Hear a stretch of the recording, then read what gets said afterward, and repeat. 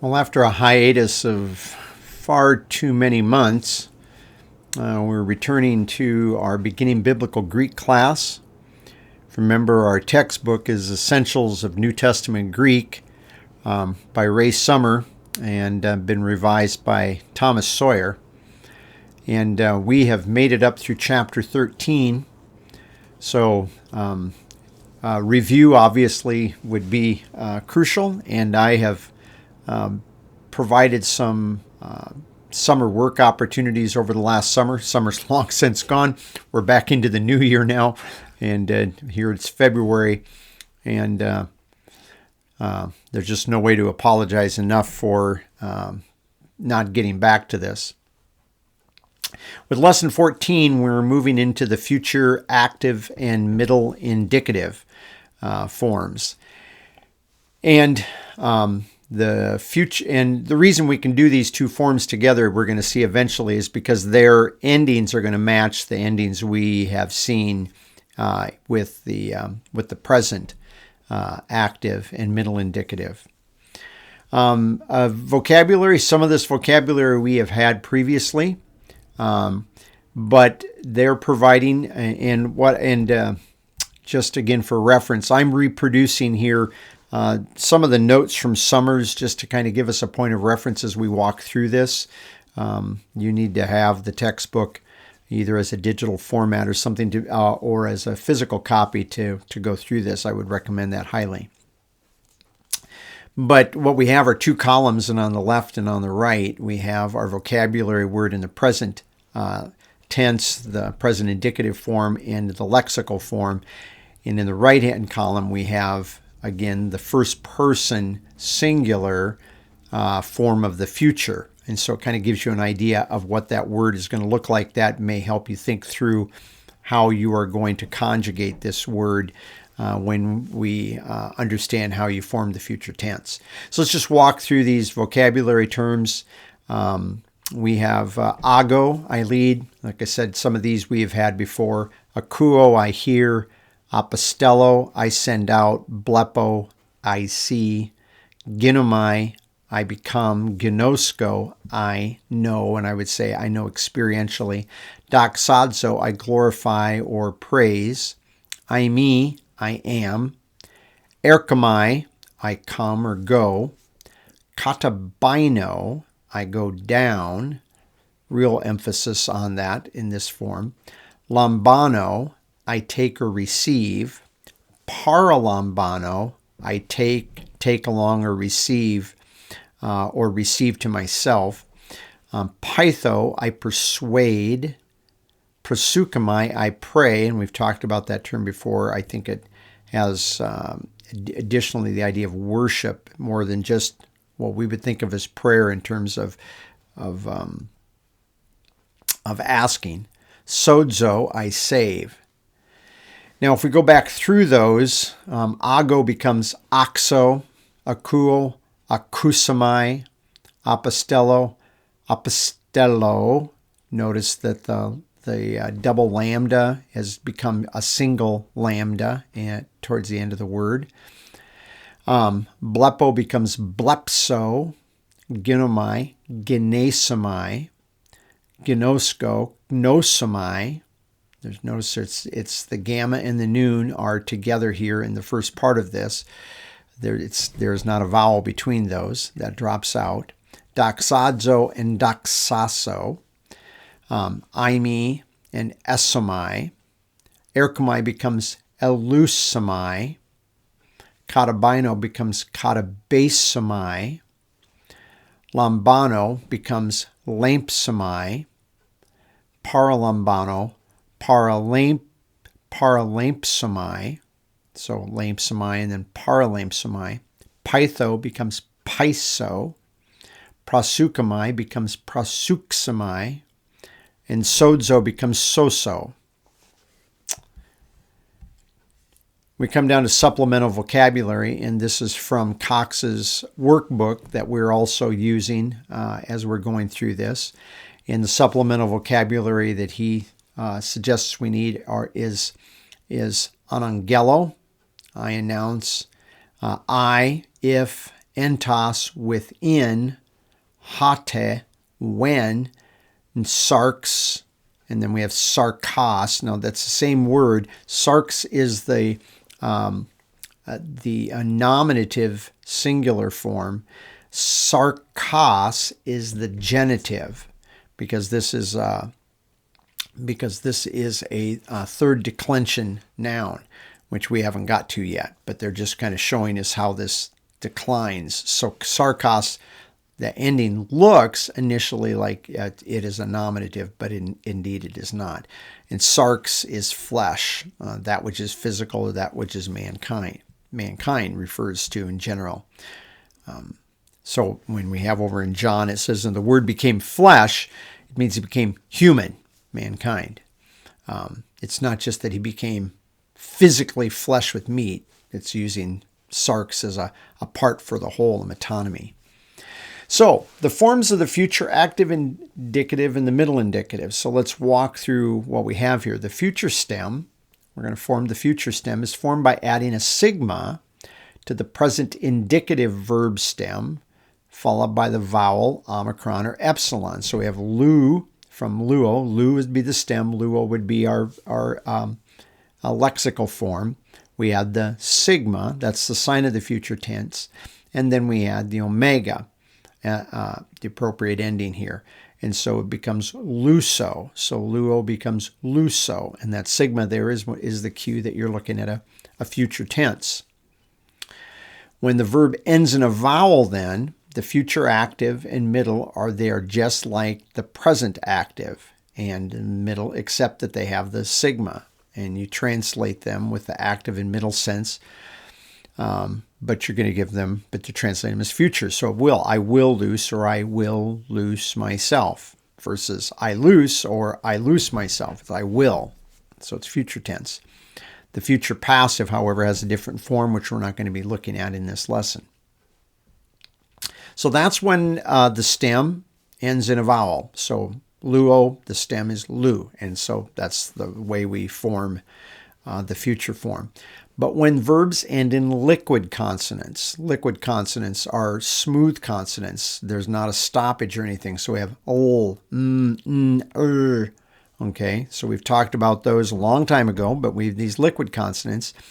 It says when verbs end in liquid consonants, we drop the sigma, but we accent the omega with a circumflex. So we have omicron there with the circumflex. And we could illustrate that as menso. That would be what we would expect in a future tense, but it becomes meno with a circumflex accent. I will remain, I will abide. And stems with double consonants drop a consonant. So we saw this up in the vocabulary form. Apostello becomes apostello. There's going to be a reading difference. It's not going to be clear.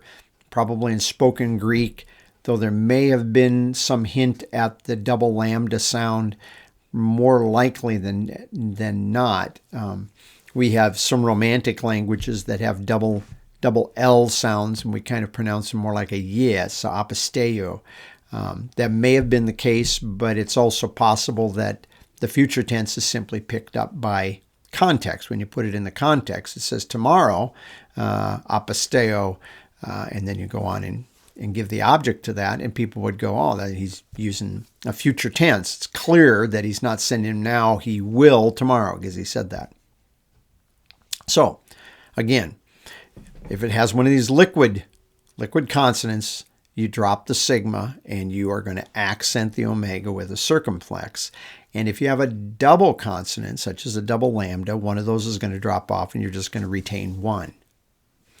But when verbs end in mute consonants, now if you remember mute consonants is where there's a stop.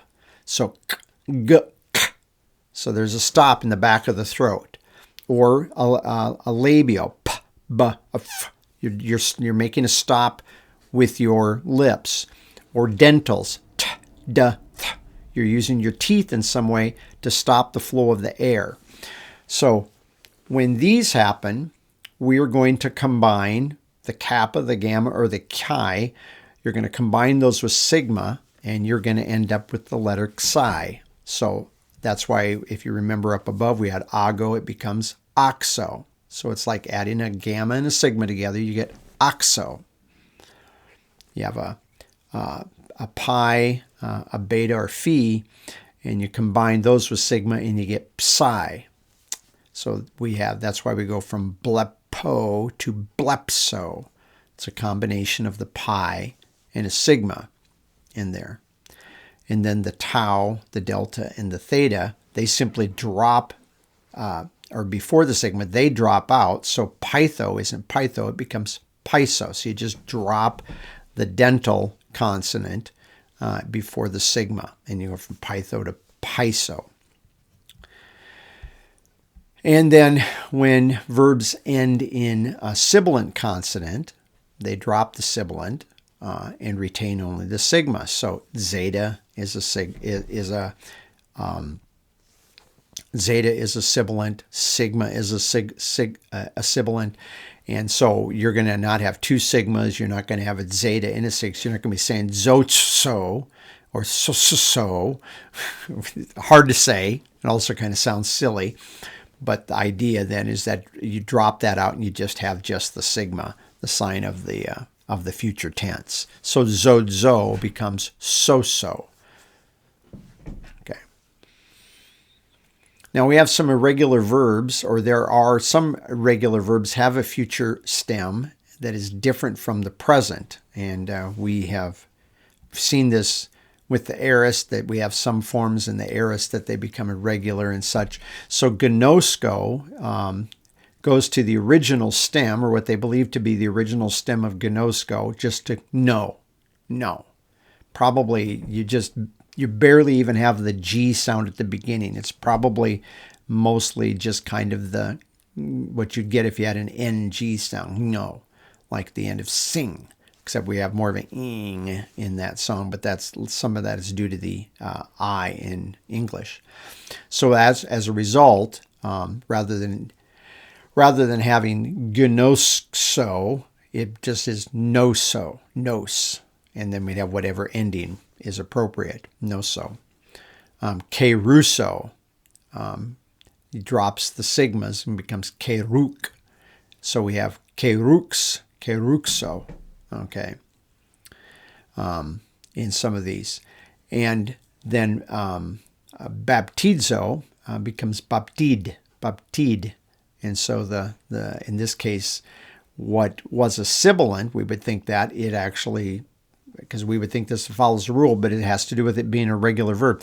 And I just point out in the back of Summers, and let me check the page number on here for you, because I pulled this up and was looking at this when I was kind of reviewing for the lesson. If you go to page 185, we have what are called principal parts. There's a listing of principal parts of verbs. And what you're going to be able to see when you look at this is you're going to see some verbs that have irregular forms when you go through there. So this is helpful to kind of see the base form. If you have a question about how a verse or how a verb should go, you can refer there to the back of the book and look up the particular vocabulary term. And a lot of traditional lexicons do this. Of course, now we use lexicons in software, but kind of my my go-to old lexicon that I have is G. Abbott Smith, and on page 493 in G. Abbott Smith, he has an appendix of irregular verbs from the Greek New Testament, and so you can see irregular verbs, and he kind of shows you how those verbs are conjugated, which is very helpful when you're looking at things like this, to try to figure out, when you're looking at something that seems a little bit odd and you're going, hey, what is this? This seems very different for me. I'm trying to make sense out of this. Okay, so with that, then we go down to want to go down to some verbs. We're going to have some verbs like gnosko and lambano that when they, again, all we know is that this is the way the Greek's language developed, but for some reason, with some verbs like gnosko and lambano, they take on what we would know as the middle ending. So you have nosmai and lampsomai rather than lampso and noso, technically. So we have lampsomai. So it's adding here the middle form in the future instead of the active form. So if we walk through then the future active indicative of luo, we have luso, I will loose, lusais, you will loose, singular, you as an individual, lusai, he, she, or it will loose, lasamen, we will loose, lusate, for some reason I've got a Q there, I missed that when I was editing, you all will loose, and lususen, they will loose. So just trying to, and also could be lususi, just trying to make sure I get that right, because remember that noon at the end of the third person plural is optional noon. It's there for smoothness of pronunciation. The middle form, again, like we said at the beginning, the middle form is largely going to be the same. So, loosemai, I will loose myself. Loose, you will loose yourself. Loosetai, he, she, or it will loose himself, herself, or itself appropriately. Loosomatha, we will loose ourselves. Loosestha, you all, again a plural you for the second person in here. You all will loose yourselves, and loosantai or loosantine, depending on the word that follows, they will loose themselves. So let's go down and think a little bit about how we translate the future. Generally, the future tense is normally going to be punctiliar. It doesn't particularly look at a duration. It simply looks at the act. That act may have duration to it, but that's not what's being considered when you're viewing it. You're just looking at this act that's going to take place in the future. There are some times that the context is going to demand. It's always how you look at a verb. Always the aspect of a verb in the end is going to be determined by context, by how the writer wants us to view what is being said, or the speaker, but in biblical Greek it'd be the writer. And so sometimes it's going to demand a linear sense. So the future may simply predict or speak about a future event. I will go tomorrow, something like that. I will resume such and such. In simple future tense, we all get that.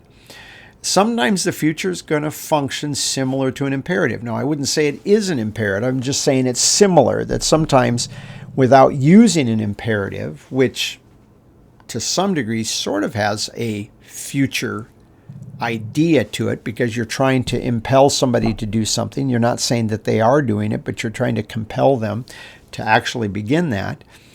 We have kai kalesais ta anima autu iesun, and it says, and you shall call the name of him, or we would say his name, Jesus. This is the instruction that is being given over in Luke 1:31. He's not predicting that they're going to call the name Jesus. He's instructing them to call, but he doesn't use the imperative form. He uses the future form to call his name.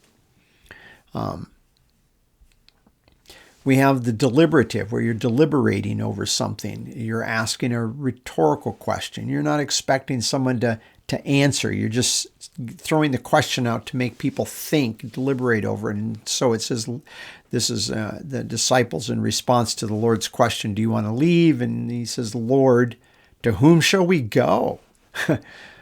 He says, you're the one that has the word of life. But Lord, to whom shall we go? Now, are the disciples here, are they expecting Jesus to give them an answer and say, well, go to this person? Or no, he's not. simply saying, asking this question to try to pose, hey, there's nowhere else to go. So it's a deliberative future. And there are obviously other forms, but these are some base ones to help get us started. And then we've learned I, me, the state of being verb. I am, and you are, and he is, and so forth. And so I, me has no middle voice or no passive voice. That makes sense because you're talking about their state. You're not talking about that they are for themselves or that they have been made. There is a way that is communicated, but that's with the verb ginomai, not with the verb I, me. And so when we have the I, me, the future adds the sigma following the beginning vowel epsilon. And then it has the vowel omicron or epsilon in the middle endings, though they are not middle or passive. You get that? This does not have a passive or a middle sense.